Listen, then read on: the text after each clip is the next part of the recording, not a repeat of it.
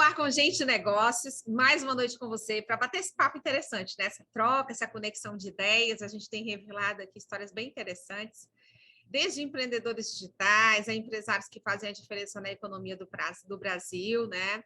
Cases de sucesso, pessoas que começaram uma história aí também fora do Brasil, no exterior. Em cada nova edição do Gente Negócio, cada noite a gente tem aqui repercutido casos bem interessantes. E a gente tem trazido muito para debate aqui as situações que envolvem inovação, tecnologia, o mundo virtual, que tem acontecido de forma acelerada no dia a dia de muitas empresas, né? A gente teve uma pandemia que acelerou muitos processos, muita disruptura.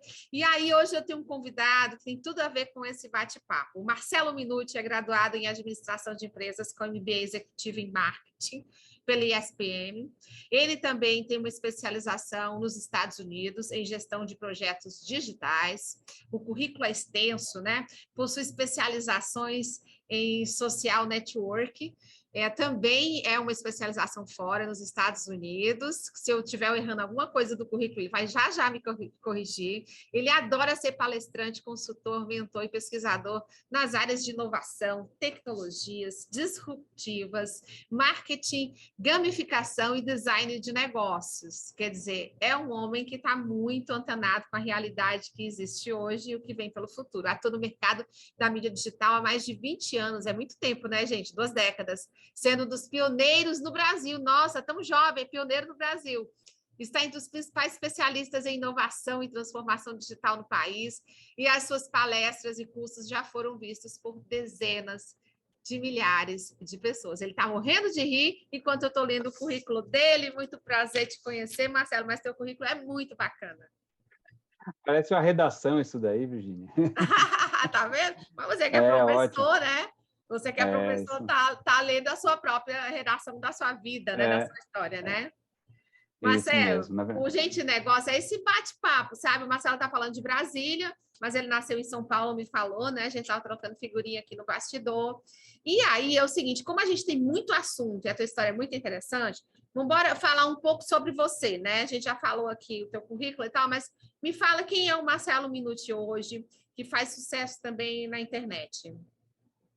Então, Virgínia, na verdade, Marcelo Minuti são várias coisas, né? Tem uma... E é sempre interessante a gente ver que a gente se transforma, né? Cada dia que passa, você já não é mais a mesma pessoa que você era antes. Verdade. Então, eu tive toda uma carreira aí trabalhando em grandes empresas. Por que eu sou dos pioneiros? Porque praticamente eu comecei a trabalhar no setor financeiro, né? Eu sou de São Paulo, você comentou, e comecei a trabalhar no setor financeiro na área bancária, trabalhando lá no Bradesco, né? Comecei como bancário no Bradesco, e eu tive a sorte ou o azar de começar a trabalhar com internet. Eram os primeiros projetos de internet no Brasil. Era algo que estava começando, tinha meia dúzia de usuários de internet no Brasil, e a gente já estava projetando serviços para essas pessoas. E isso mudou tudo, né, nesse momento, e acabou direcionando todas as minhas escolhas profissionais. Trabalhei em telecomunicações, portais de internet, jogos eletrônicos, vários no início, né, logo que eu acabei saindo dessa vida corporativa, eu comecei a empreender, sou empreendedor serial, já montei várias empresas, vendi, quebrei, mantenho algumas nesse processo, como todo empreendedor, uma jornada de muitas emoções. Sim. E nesse processo, Virgínia, o que eu aprendi com a vida, né? Que muitas das coisas que a gente acha que vão ser o futuro, e por isso que eu gosto de falar de inovação, elas são no futuro daqui a 1 ano. Quando chegam? E os planejamentos que a gente faz, normalmente, eu vou me dedicar minha vida para isso. Raramente você consegue fazer isso, porque a vida te leva para outros lugares, principalmente para quem mexe com esse mundo digital. Tanto que, nos últimos anos, eu acabei entrando na parte acadêmica também. Tive a honra aí de receber 2 anos consecutivos o Prêmio de Excelência Acadêmica IBMEC como o melhor professor de inovação e estratégia do país. Né? Nossa, parabéns, né? Soluções corporativas. E tenho dedicado bastante tempo para a educação, porque eu acho que a gente não tem um problema da tecnologia que falta emprego para quem não tem, né? Para quem não tem formação tecnológica. O que falta no país é a gente conseguir rapidamente formar as pessoas para que elas consigam chegar nesses postos que exigem cada vez mais conhecimento e tecnologia. Então, estou tentando fazer minha pequena contribuição para a sociedade nesse processo. Com certeza. Olha, só para o pessoal que está acompanhando a gente entender, você ocupou cargos de liderança no Bradesco, no Unibanco, Itaú, Brasil Telecom, né? Você também é professor em gestão, falou do prêmio já que você recebeu. Então, você é alguém que tem muita experiência para dividir, né? E com a comunicação digital e muito mais. E quando a gente divide aqui, fala da tua experiência, coloca você aqui para o nosso público, falando que você é alguém que, quando a gente fala de disruptura, você é o símbolo disso, né? Eu peguei um entrevistado outro dia que ele falou, olha, fora do Brasil, as pessoas, você falou, eu quebrei, eu me refiz, né? Foi mais ou menos isso que você falou, não foi? E fora do Brasil, eles dão muito valor àquele empreendedor experiente, que teve esses aprendizados, né? De crises, de superação, que ele passa a ser um empresário, empreendedor do futuro mais robusto, tem uma carga, né, muito grande de experiência para um negócio promissor. Então, ele é mais acreditado. No Brasil, tem muito estigma, né? E seu currículo, depois que você colocou seus negócios e você falou que quebrou e começou novas empresas, só cresceu, só estourou, né? Você deu, assim, um salto, uma coisa fantástica. E aí, Marcelo, quando a gente fala dessas soluções corporativas e de excelência nas empresas, eu queria que você fizesse uma análise do momento que o Brasil vive hoje, né? Porque a gente tem o Brasil um atraso, né? Eu queria que você avaliasse esse grau de atraso, por exemplo, no e-commerce brasileiro, que a gente deve atingir um faturamento aí de bilhões, mais de 300, se eu estiver errado, você me corrige, bem mais, né, disso. E a gente tem nos próximos anos uma expectativa de aumento. Mas qual é o pecado do mercado em relação a, por exemplo, acompanhar o que está acontecendo fora do mundo? Vamos dar um cenário primeiro, tá, Virginia? Vamos dar um cenário mais atualizado, somente dos números. Quando a gente olha para esse universo, como você disse, realmente é um mercado que tem crescido muito, né? E deu um up aí durante a pandemia, porque não tinha opção, as pessoas vendiam ou online ou não vendiam, então realmente acabou empurrando uma grande quantidade de empreendedores e negócios para o meio digital. E quando a gente pensa em números de forma geral, a gente teve um crescimento gigantesco em 2020 e estamos tendo agora em 2021, né? Sim. Para você ter uma ideia, hoje o e-commerce tornou algo tão importante, né, que hoje 52% dos negócios feitos no e-commerce no Brasil são de pequenos negócios, porque a gente tem uma visão desses e-commerces grandes, né?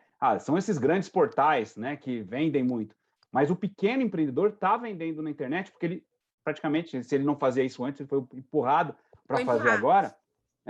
E em números totais, hoje, a gente tem 1,6 milhão de sites, né, vendendo online na internet brasileira. Pensa a quantidade de empresas. Isso é um aumento, um salto, quando a gente olha do ano anterior para o nosso agora, de mais de 20%. Então, é um salto. Por quê? O consumidor, de forma geral, começou a se entender que o digital não é um bicho de 7 cabeças.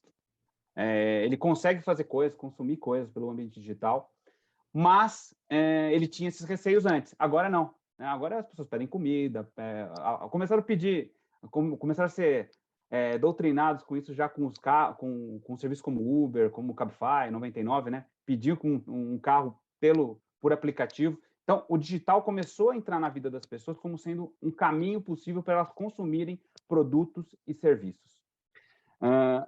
E aí, esse é a grande oportunidade. Qual que é o ponto que a gente tem que olhar com atenção quando a gente fala principalmente de pequeno negócio, tá? Grande parte, 80% de todo esse ambiente de negócios de e-commerce hoje, ele é feito através do que a gente chama de marketplaces. Os marketplaces são aqueles grandes portais onde os pequenos negócios se acoplam nele para poder vender através dele.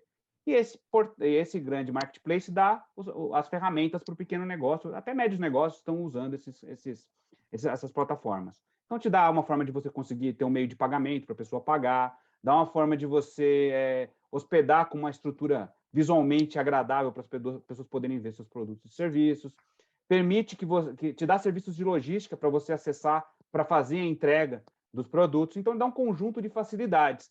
Só que tem uma coisa que a gente tem que olhar com muita atenção principalmente quando você é uma marca menor do que a marca do marketplace, do grandão. Você ser diluído nesse processo. A partir do momento que o consumidor para de saber que você existe, né, que você para não é visto mais, e ele só vê a marca do grande marketplace. Que, Magazine inclusive, Luiza, um exemplo. Magazine Luiza, Amazon, todas essas grandes. Inclusive, chega na sua casa com a embalagem desses fornecedores, muitas vezes, com o logo deles.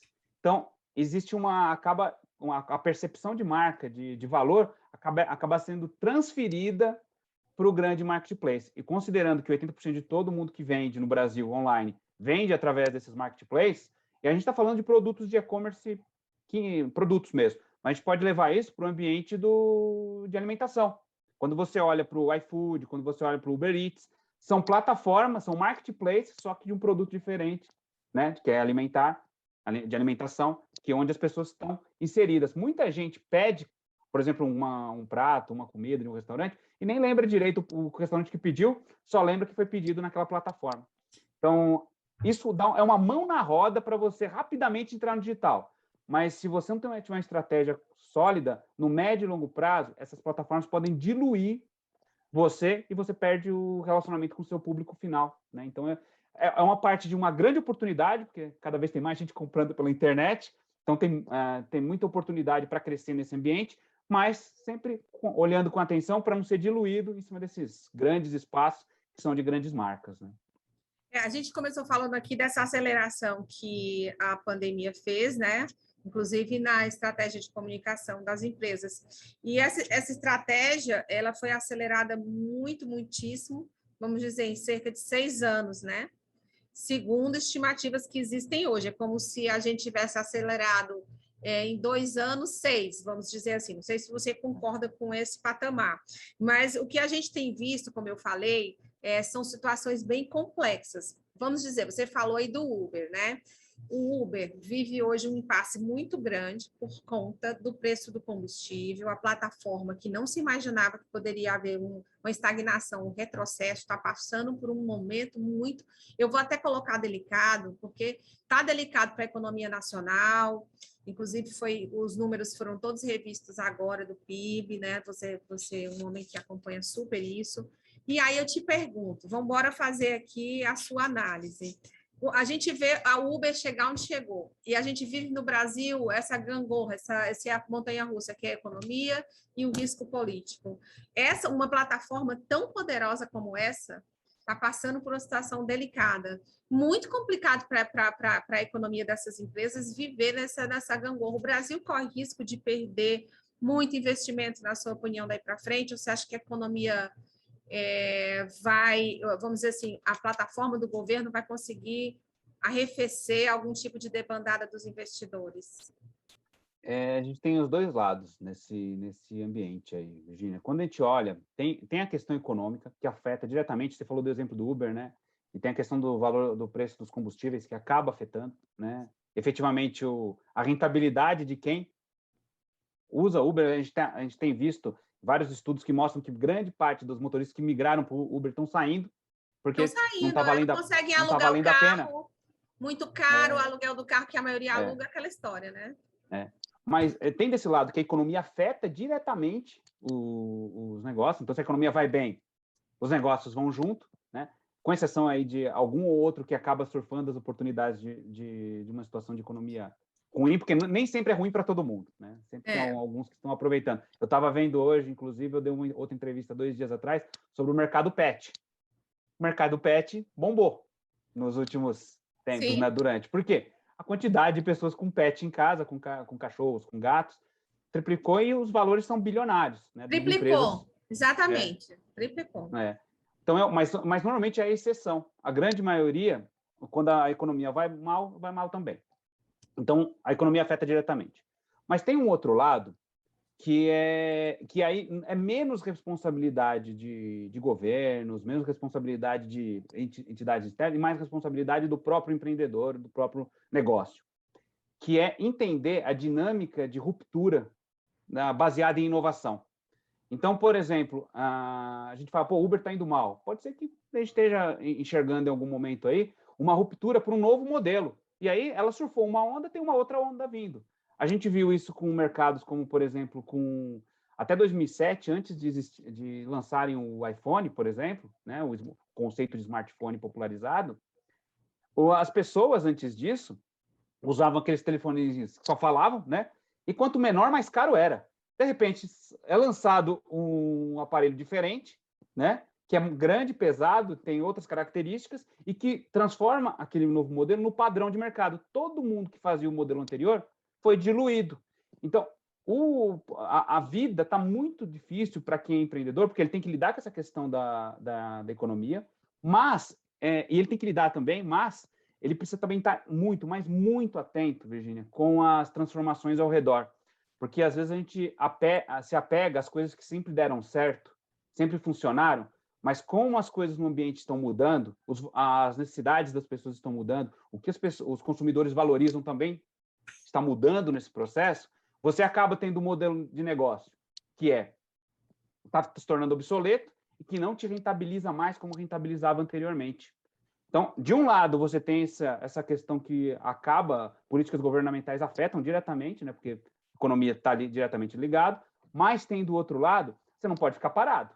Você precisa efetivamente olhar o que está acontecendo e explorar essas oportunidades. Um exemplo muito, muito, muito clássico disso daí é que, por exemplo, não sei se você tem essa informação, mas durante o ano passado, Virgínia, até no começo do ano, estavam sendo abertas 800 lojas online por dia no Brasil. Pensa, 800 lojas online eram abertas por dia no Brasil. As pessoas estavam migrando. É muito forte.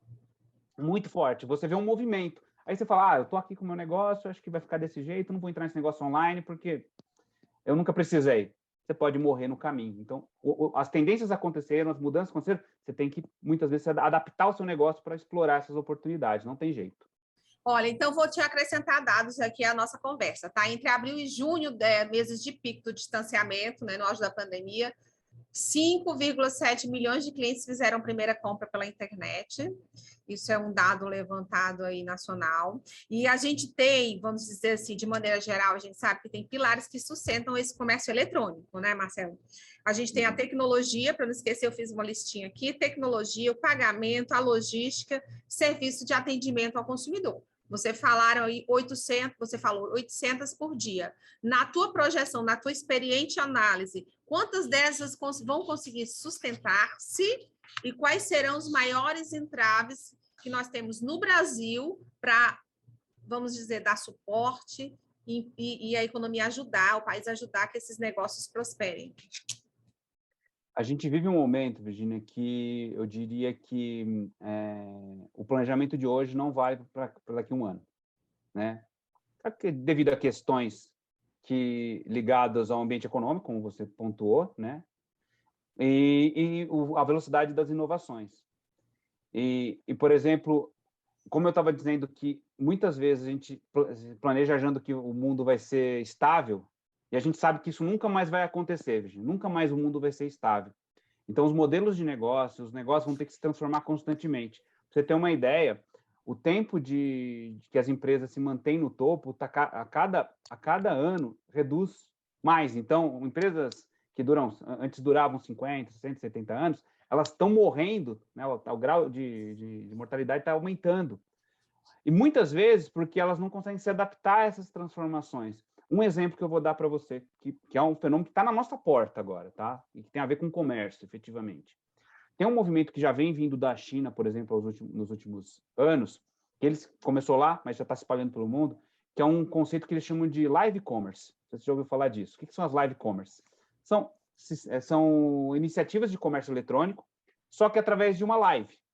Então, dentro da mesma live, é uma mistura daqueles programas de venda de produtos, né, onde você ligava e fazia a compra, mas só que através da live, onde você vê a pessoa experimentando, ela vai dando dicas, você vai vendo ali, e na própria live você já aperta o botãozinho e compra. É um leilão virtual, quase isso, né? Mais ou menos, que a gente conhece, né? Desse produto tipo Polishop, essas coisas que eram... E aí, programas que vendem joias, e ficam demonstrando, ligue agora, Isso mesmo. então, só que agora é o botão digital, compreendido. Isso mesmo. Só que agora, através de uma live, é um conteúdo que, teoricamente, tem uma utilidade pública, tem interação social, porque as pessoas, durante a live, estão conversando entre elas no chat ali, né? Um consumidor falando com o outro, e a venda pode ser feita lá. Pra você ter uma ideia, o fenômeno é tão poderoso que, durante 2020, uma média de 50 mil transmissões online estavam sendo feitas na China para vender produtos. Muito se fala do comércio eletrônico na China. Uma boa parte veio por causa do fenômeno da live commerce. Aqui no Brasil tem algumas startups já promovendo live commerce. Se você for ver, algumas empresas de varejo online estão fazendo live commerce. Então, vamos pensar que você é um varejista hoje, né? Independente do seu setor. Se você fechar os olhos para esse movimento, pode ser que você fique para trás. O ambiente se transformou. E como que a gente lida com ambientes que se transformam, Virginia? Com experimentação. Sei fazer muito bem isso? Não sei tanto? Vou experimentar. Vou experimentar coisas novas. Como eu disse, eu sou empreendedor, tenho meus negócios, né? Eu falo para os meus funcionários, todo mundo é dono de um experimento. E a cada 15 dias, a gente se reúne para as pessoas falarem como está o experimento. Então, um experimento se a gente mudasse a mensagem que a gente manda para o cliente, o que aconteceria? Se a gente começasse a vender um produto que a gente não vende, o que aconteceria? Se a gente mudasse os valores ou a forma de parcelamento de alguns produtos, e aí a gente experimenta, sempre em doses pequenas, para não afetar o negócio, mas a cada experimento, o aprendizado em relação ao que você consegue fazer naquele ambiente aumenta. Isso faz com que você se antecipe às mudanças antes de elas acontecerem. Eu sou palestrante, rodo bastante o país todo, agora menos, né, porque a gente fica mais online, mas antes eu rodava bastante fisicamente nos países, nos estados, e a grande preocupação sempre de todo negócio sempre foi tentar prever o futuro, para se proteger das mudanças. Hoje eu digo o seguinte, Virginia, é impossível prever o futuro. O único jeito que você lida, porque o futuro está mudando cada vez mais rápido, né? Ele não aconteceu ainda, ele muda toda hora. A melhor forma de você lidar com esse dia a dia onde as coisas mudam é tendo processos claros, sistemáticos de experimentação de coisas novas. Porque a experimentação faz com que você consiga se adaptar às transformações que acontecem todos os dias e você não seja pego de surpresa lá na frente. Nossa, eu achei sua análise perfeita. Estou até anotando algumas coisinhas aqui. Sabe que eu tenho essa mania de escrever enquanto estou nas entrevistas. Quando o entrevistado é preparado, é muito inteligente, aí eu aproveito e fico pegando conteúdo para eu... Enganei bem, então. Enganei bem. Ah, você está ótimo. Para eu ficar raciocinando depois. Aí, sabe o que a produção me falou? Perguntando se você tem tempo na agenda aí de Brasília, a gente aqui do Piauí, a sede da TV Mil Norte, para a gente ir para o segundo bloco contigo. Será que você tem? Ou você está com a agenda estreita? Tem? Mas quanto tempo? Depois vai para o fim do bloco e vai quanto tempo? No próximo bloco, uns 20 minutinhos, 15? Dá para ti? Ok, então Tamo vamos junto. lá. Tamo junto. Vamos chamar o intervalo comercial junto com o Marcelo. Já, já, a gente volta.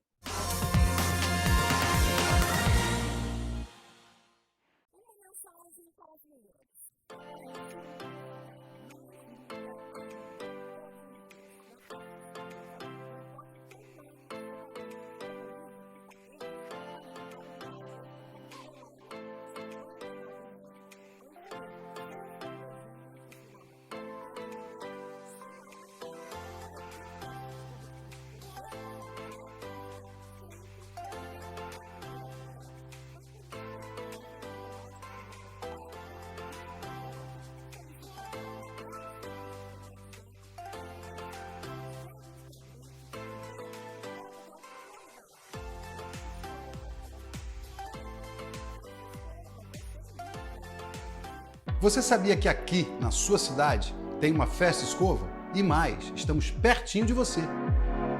Então, se você quer ficar linda todo dia e sem perder tempo, venha para a Festa Escova.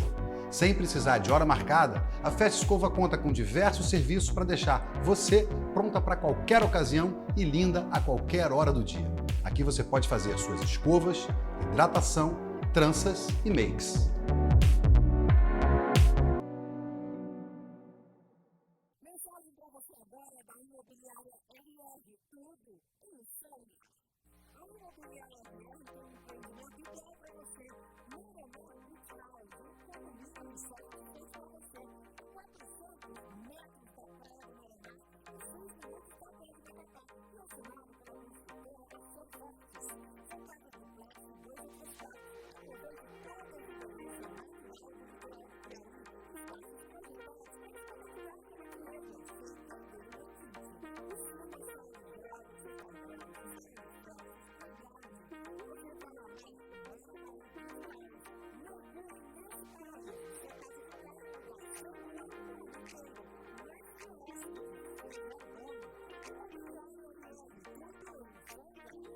Na praia do Mar-a-Mar, tudo se conecta.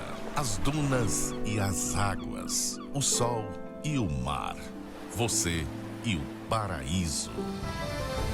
Seja mais que um visitante na praia do Mar-a-Mar. Viva este pedacinho do paraíso todos os dias. Mar-a-Mar Beach House, um condomínio estilo resort, espera por você. Realização: Construtora Macedo Fortes.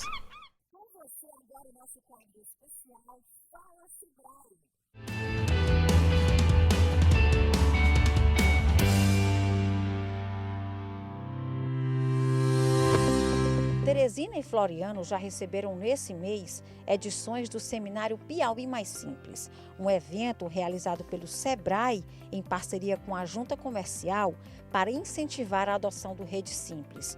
O Rede Simples é um sistema nacional que integra órgãos estaduais e municipais para agilizar a legalização de empresas. Nós fizemos aqui em Teresina o Piauí Mais Simples, assim também como fizemos em Floriano.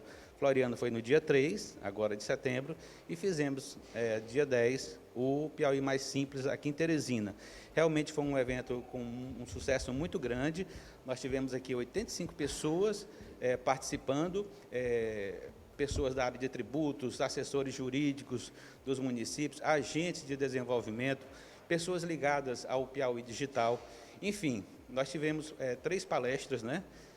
Uma falando sobre a Lei da Liberdade Econômica, a outra falando sobre inovação na gestão pública municipal, e também tivemos a participação da JUSEP, onde se trabalhou uma oficina sobre o Piauí Digital de forma geral, né?